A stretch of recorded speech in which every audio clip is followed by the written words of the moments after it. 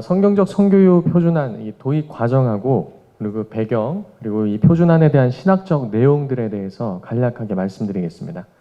처음 제가 성경적 성교육을 시작한 것은 2015년도였습니다.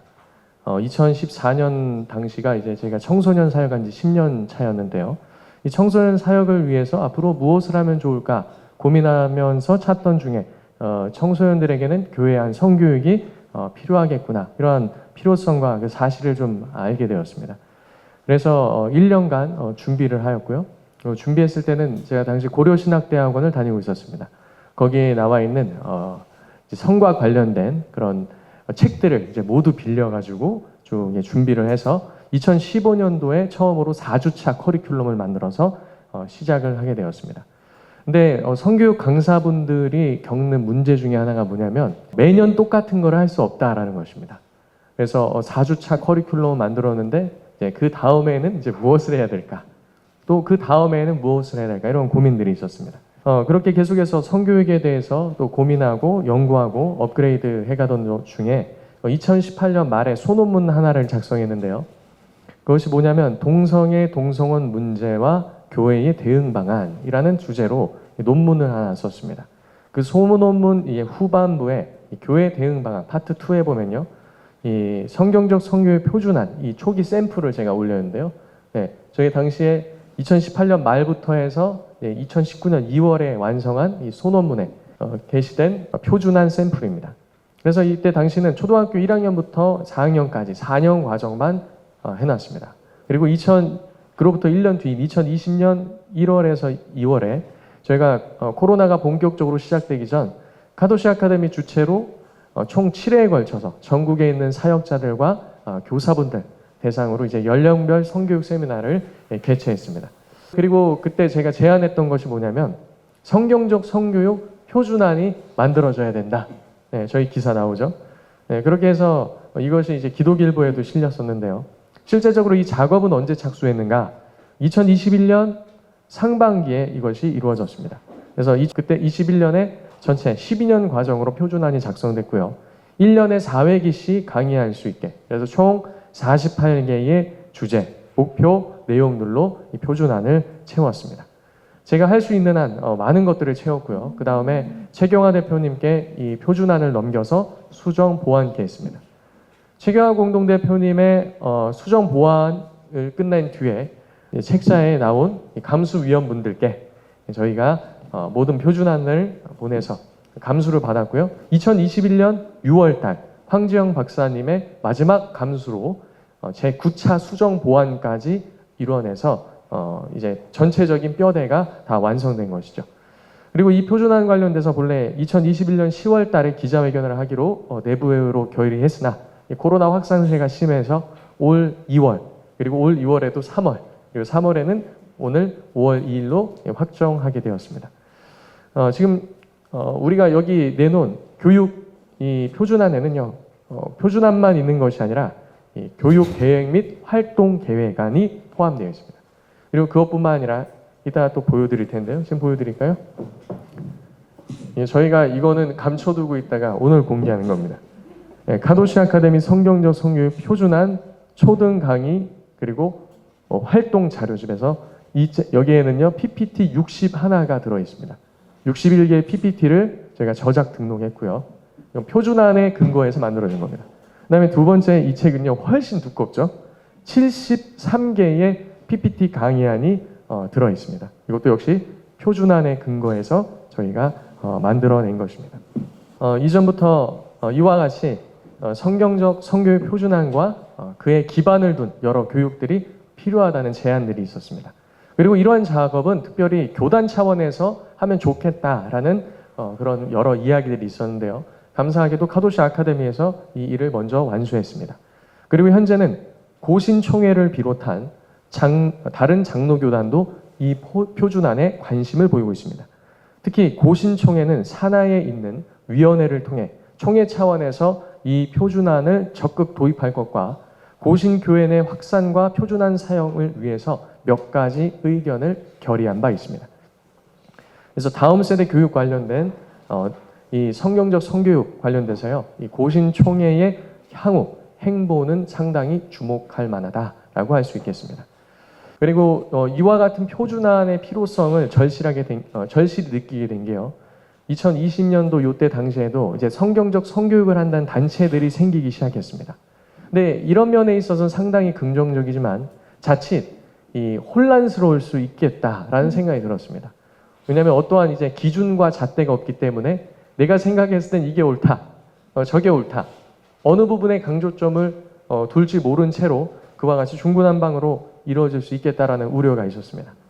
그래서 그때부터 이렇게 고민을 해서 실상 2015년부터 8년 동안 이 성경적 성교육을 하면서 어떤 부분이 좀 더 들어가야 되는가 충분한 고민을 통해 저는 성경적 성교육을 하려면 이 4가지가 필요하다고 말씀드리고 싶습니다. 첫 번째로는 신학적 기반입니다.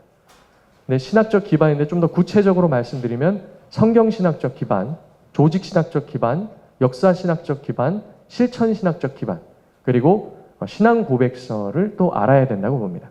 두 번째로는 성의학과 성교육에 대한 전문 지식이 필요하다고 생각합니다. 단지 이 성의학만 알아서는 안 되고요. 성교육이라는 것을 현장감 있게, 현장에서 어떻게 구체적으로 적용하면서 나타내야 될지 이런 지식이 필요하다고 봅니다. 그리고 세 번째로는 아동 청소년 발달 과정에 대한 지식과 경험이 필요하다고 봅니다. 아무리 좋은 내용이 있어도요. 그것을 우리 민 교수님이 말씀하셨던 것처럼 도무지 알아들을 수 없는 아이들에게 굉장히 추상적으로 그리고 막연하게 가르치는 것은 옳지 않다라고 봅니다. 그래서 이에 대한 이해가 있어야 된다. 그리고 마지막 4번째로는 시대적 사조와 상황을 분별할 수 있는 분별력을 갖고 있어야 된다라는 것이죠. 그래야지 현재 이것이 어떻게 반성경적으로 쓰여지고 있으며 그렇기 때문에 어떻게 우리가 대응해야 되는지 이것들에 대해서 알 수 있기 때문입니다. 이 신학적 파트를 좀만 더 집중해서 말씀드리자면요. 지금 제가 드리는 말씀은 저희 표준안에 다 들어있는 내용들을 말씀드리는 겁니다. 특히 창세기를 통한 하나님의 창조와 에덴 사건을 우리는 잘 설명해 줘야 됩니다. 이 부분을 설명할 때 저희 기관은 웨스트민스터 소요리 문답을 가져와서 설명합니다. 소요리 문답 1문에서 12문까지, 즉 서론과 신론에 해당하는 부분을 사용하여 하나님의 작정 속에서 나타난 사람의 창조와 그것을 통해 제정하신 결혼, 궁극적으로 이 모든 것은 하나님의 영광을 위해서 창조되었음을 강조합니다. 또 여기서 나타난 결혼 제도를 설명할 때 웨스트민스터 신앙고백서 제24장 혼인과 이혼에 관한 이 파트를 우리는 설명합니다. 믿음의 선배들이 잘 정리해 놓은 신앙고백서를 사용하므로 자녀 세대들에게 건강한 신앙도 전수해 줄 수 있을 것이란 기대를 가지고 있습니다. 또 성경신학적 관점에서 하나님께서 창설하신 에덴을 성전의 개념으로 이해하면서 보고요. 에덴에서 예배의 봉사자로 부름받은 아담과 하와가 예배 공동체임을 학생들에게 강조합니다. 결혼 제도를 통한 하나님의 디자인은 그리스도와 교회의 언약적 관계를 설명하는데요. 이를 설명할 때도 에베소서의 주제들을 대거 강의 속에 녹여냈습니다. 하나님께서 주신 가정을 교회로 거룩하게 세우기 위해선 남편과 아내의 직분과 그 성경적 역할에 대한 이해가 필요합니다. 이를 위해 그리스도께서 하신 사역에 대한 이해가 필요하며 그리스도께서 아버지께 어떠한 모습으로 순종하셨는가라는 것에 대한 이해도 필요합니다.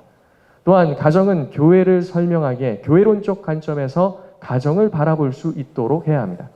가정 안에서 남편과 아내의 직분의 회복을 통해 이것이 교회의 직분과 연결되어 있기에 하나님께서 세우신 교회 정치 제도를 이해하고 교육함을 통해서 가정의 건강성은 물론이거니와 교회의 직분 회복과 교회의 그런 건강성을 위해서도 우리는 이와 같이 표준안을 마련했습니다.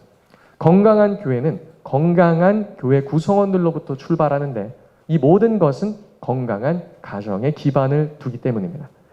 역사 신학적 관점에서는 이 믿음의 선배들이 하나님께서 디자인해 놓으신 성과 가정을 어떻게 이해했는지를 살펴보며 가정에서 신앙교육과 이 가정 예배를 강조했다는 것을 우리는 보고 정말 가정에 중점을 둬서 이 표준안이 단지 성교육에서 끝나는 것이 아니라 가정 회복을 할 수 있는 그 방향성으로 흐르게 하였습니다. 그래서 가정의 신학적 중요성과 가정 회복에 초점을 맞추어서 작성됐습니다. 지금까지 짧게 언급드린 내용들은 이 교육 선교적 측면에서 가정과 교육부서에 어떻게 잘 정착될 수 있을지 가정 및 교회 교육 프로그램 개발을 고민하며 교회를 넘어 지역 아동센터와 일반 학교들에도 이 기독교 세계관을 바탕으로 한 이 교육 현장에서 적용하여 사용할 수 있도록 이 표준안을 만들었다라는 것입니다.